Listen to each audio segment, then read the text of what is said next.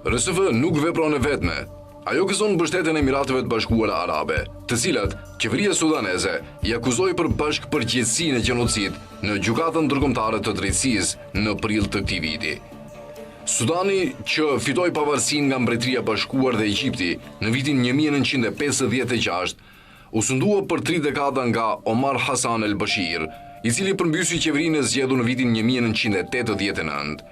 Bashir mbikëqyri masakra, përdhunime dhe plaçkitje masive kundër civilëve në Darfur midis viteve 2003-2005, për shkak u akuzua për gjenocid nga gjykata ndërkombëtare penale.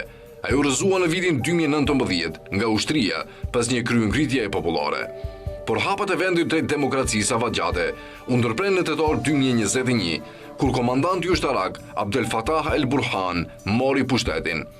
Udhëheci i RSF-s, generali Mohamed Hamdan Dagalo, i njohur si Hemedi, u emërua zëvendës i tij. Qeveria e re ushtarake shpalli gjendje emergjence, arrestoi lider civil, shtypi protestat dhe nisi forcimin e lidhjeve me vendet e gjirit. Nuk dihet saktësisht kush hapi i pari zjarr në luftën civile, por dihet që tensionet po rriteshin mes RSF-s së Hemedit dhe SAF-it apo ushtrisë së Sudanit të lidhur me integrimin e forcës paramilitare në ushtrinë kombëtare.